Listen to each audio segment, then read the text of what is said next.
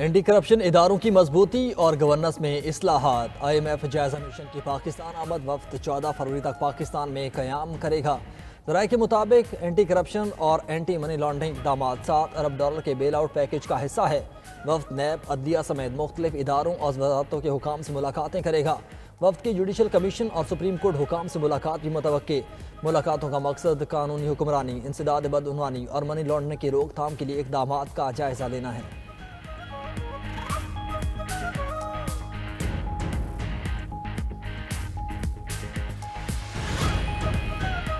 26ویں ترمیم کو پارلیمنٹ یا سپریم کورٹ فیصلہ ہی ختم کر سکتا ہے۔ جب تک ایسا ہو نہیں جاتا، معاملات اس ترمیم کے تحت ہی چلیں گے۔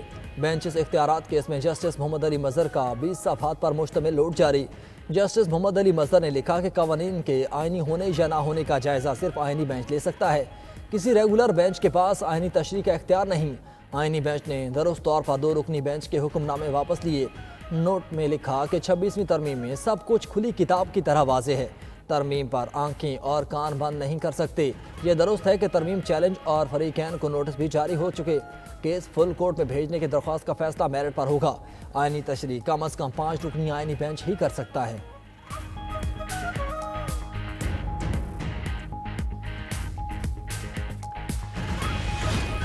پاکستان کا غزہ سے فلسطینیوں کی بے دخلی کے منصوبے پر اظہار تشویش۔ ایرانی وزیر خارجہ عباس عراقچی کا نائب وزیر اعظم اور وزیر خارجہ اسحاق ڈار کو فون۔ مشرق وسطیٰ کی صورتحال پر تبادلہ خیال کیا گیا۔ اسحاق ڈار نے کہا کہ فلسطینیوں کی غزہ سے جبری بے دخلی کا منصوبہ غیر منصفانہ ہے۔ فلسطینی سرزمین فلسطینی عوام کی ہے، انہیں بے دخل نہیں کیا جا سکتا۔ اقوام متحدہ کی قراردادوں کے مطابق 2 ریاستی حل ہی تنازع کا واحد قابل عمل حل ہے۔ پاکستان 1967 کی سرحدوں کے مطابق فلسطینی ریاست کی حمایت جاری رکھے گا۔ خود مختار فلسطینی ریاست کا دارالحکومت بیت المقدس ہو۔ اسحاق ڈار نے OIC اجلاس بلانے کے لیے پاکستان کی حمایت سے بھی آگاہ کیا۔ دونوں وزرائے خارجہ کا پیش رفت پر قریبی روابط برقرار رکھنے پر اتفاق۔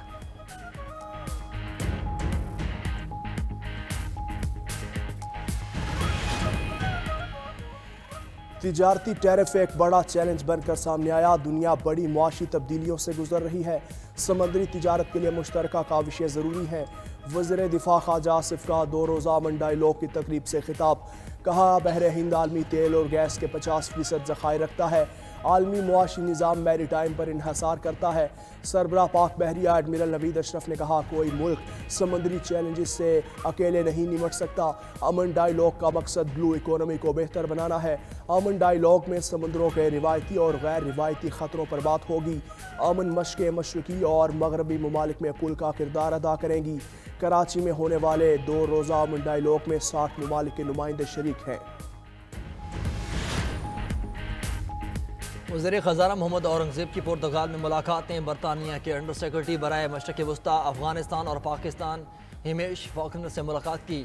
وزیر خزانہ کا پاکستان اور برطانیہ کے درمیان باہمی اعتماد اور شراکت داری پر مبنی قریبی تعلقات کا اعادہ۔ دونوں ممالک کے تعلقات کو مزید مستحکم اور پائیدار بنانے کی خواہش کا اظہار کیا۔ ملاقات میں باہمی دلچسپی، توانائی، معدنیات اور انفراسٹرکچر کے شعبوں میں سرمایہ کاری کے موقع پر بھی گفتگو کی گئی۔ باہمی تعلقات کے فروغ میں عوامی رابطوں اور پاکستانی تارکین وطن کے کردار کو سراہا گیا۔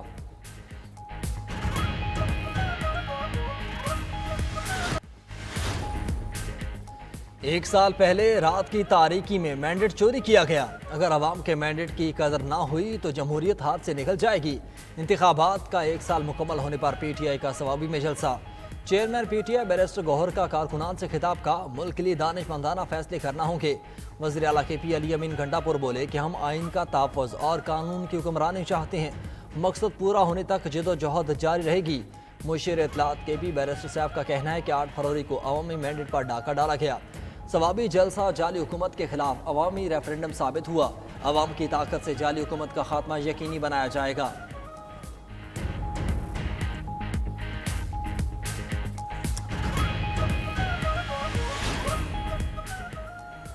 حکومت اور اپوزیشن کے کیمپ سے مذاکرات پر الزامات کا غلط۔ اپوزیشن لیڈر عمر ایوب نے کہا مذاکرات کا باب بند ہو چکا۔ سیاسی مذاکرات صرف خواہشات نہیں مستحکم ارادوں سے ہوتے ہیں۔ हुकूमत की नीयत और इरादे दोनों ठीक नहीं थे। लीगी सेनेटर इरफान सिद्दीकी का कहना है पीटीआई एक तरफा तौर पर मुज़ाकराती अमल से निकली। पीटीआई ने वज़ीर आज़म की पेशकश भी ठुकरा दी। अब पीटीआई पर तशद्दुद एहतजाज की होम ग्राउंड की तरफ जाना चाहती है। बयानात की जंग में तर्जुमान कौमी असम्बली भी खामोश न रहे। बोले स्पीकर ने तहरीक इंसाफ को मुज़ाकरात की कोई दावत नहीं दी, सिर्फ ये कहा था उनके दरवाजे हर किसी के लिए खुले हैं। ऐसे खेलेंगे तो कैसे जीतेंगे चैंपियन ट्रॉफी। पाकिस्तान को 3 मुल्की टूर्नामेंट के पहले मैच में कीवी टीम से शिकस्त। चैंपियंस ट्रॉफी की तैयारियों पर सवाल उठने लगे। लाहौर में खेला जाने वाला मैच न्यूजीलैंड ने 78 रन से अपने नाम कर लिया। 331 रन के पहाड़ जैसे हदफ के ताक़ में ग्रीन चार्ज 252 रन पर ढेर। फ़खर जमान के अलावा कोई बैटर जिम्मेदारी ना दिखा पाया। फ़खर जमान ने 84 रन की पहली इनिंग्स खेली। बाबर आजम की खोई हुई फॉर्म अब तक बहाल ना हो सकी। 23 गेंदों पर 10 रन बनाकर कैच थमा बैठे। कीवी टीम ने ग्लेन फिलिप्स की धुआंधार सेंचुरी की बदौलत 330 रन बनाए। करियर बेस्ट 106 रन बनाने पर Glenn Phillips player of the match करार पाए।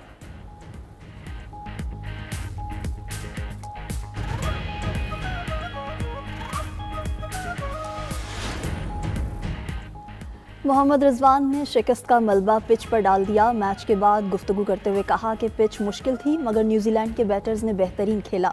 हमें फील्डिंग में थोड़ी बेहतरी की ज़रूरत है। अगले मैचेस में गलतियों से सीख कर बेहतर कारकर्दगी दिखाएंगे। कीवी कप्तान मिचेल सेंटनर ने जीत का क्रेडिट पूरी टीम को दे दिया। मैच के दौरान फास्ट बॉलर हारिस रऊफ और न्यूजीलैंड के क्रिकेटर रचिन रविंद्रा जख्मी हो गए।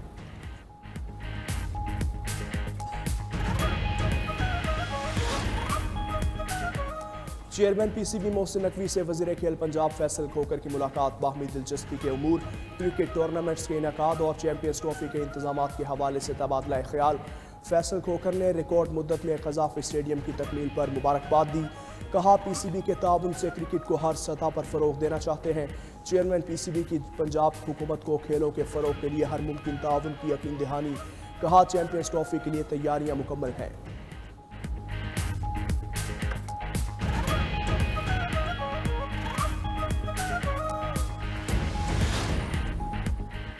हंगू की तहसील टल से अशिया फरोनोश लेकर काफिला कुरम की तरफ चल पड़ा। डीसी हंगू को गौहर जमान वजीर का कहना है कि काफिले में 120 छोटी बड़ी गाड़ियां शामिल हैं।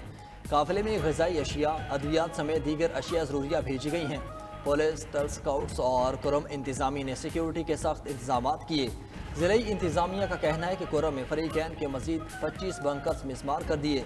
अमन मुआहिदे के बाद अब तक 80 बंकर्स मिसमार किए जा चुके।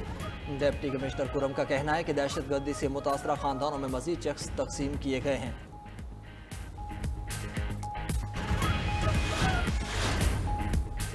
कराची में पुलिस के ज़ेर हिरासत ताजिर की जान चली गई। पेडी थाने की हवालात में बंद ताजिर वकासुद्दीन जाम बहक। मार्केट में पुलिस के ताजिर पर तशद्दुद की सीसीटीवी फुटेज भी सामने आ गई। सदर मोबाइल मार्केट के ताजरों का दुकानें बंद करके एहतजाज। मोबाइल मार्केट की पुलिस चौकी को गिरा कर आग लगा दी।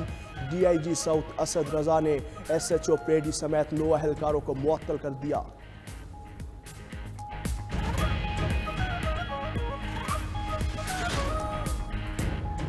कराची में डंपर से शहरियों की बढ़ती अमवात पर हुकूमत का एक्शन। सिंध हुकूमत ने दिन के वक्त कराची में डंपर्स के दाखिले पर पाबंदी लगा दी।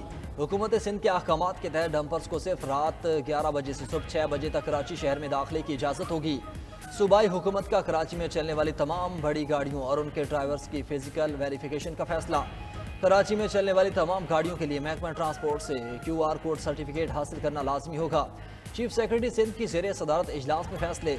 Sindh solid waste management board को 3 माह के अंदर ऑपरेशन रात के वक्त मुंतकिल करने की हिदायत कर दी। कराची में रवां साल ट्रैफिक हादसात में अब तक 73 अफराद जाँ बहक हो चुके हैं।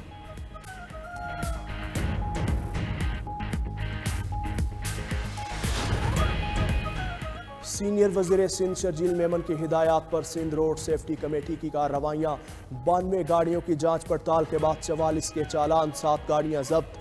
कवानीन की खिलाफ वर्जी पर एक ड्राइवर को गिरफ्तार कर लिया। ट्रैफिक कवानीन की खिलाफ वर्जी पर मजमूई तौर पर 3,34,000 रुपए के जुर्माने। शर्जील मेमन कहते हैं ट्रैफिक कवानीन के निफाज को मजीद सख्त किया जा रहा है।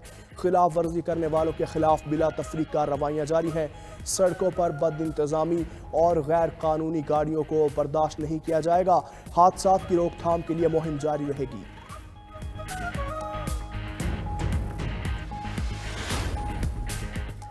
पंजाब में धीरानी प्रोग्राम के तहत 1500 शादियों का मरहला मुकम्मल। दूसरे मरहले में मजीद 1500 शादियों के लिए दरख्वास्तों की वसूली का आगाज़ हो गया।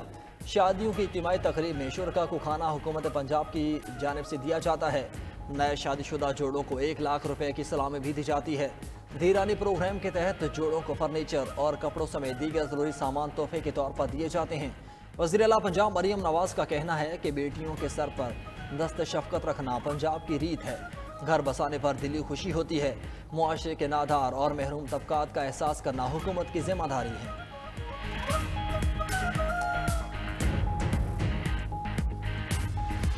मौलाना फजलुर रहमान अपोजिशन इत्तेहाद में शमूलियत के लिए तैयार। बानी पीटीआई ने अपोजिशन अलायंस के मामलात का इख्तियार मौलाना को दे दिया। अपोजिशन जमातों में इत्तेहाद के लिए मुआहिदा होगा। ड्राफ्ट की तैयारी का टास्क शाहिद खाकान और असद कैसर के सपुर्द। अपोजिशन के बड़े इजलास में बड़ा ब्रेक थ्रू कैसे हुआ? 92 न्यूज़ का प्रोग्राम खबर क्या है तफसीलात अवाम के सामने ले आया। पीटीआई की खैबर पख्तूनख्वा हुकूमत में अरबों रुपए का एक और स्कैंडल सामने आ गया। ज़िला लोअर दीर के हस्पताल से 1 अरब 40 करोड़ के तिब्बी आलात गायब होने का इंकशाफ। पंजाब में अद्वियात शोर माफिया ने लाखों कमा लिए। महकमा सेहत की बड़ी मछलियाँ मुलव्वस होने का भी इंकशाफ।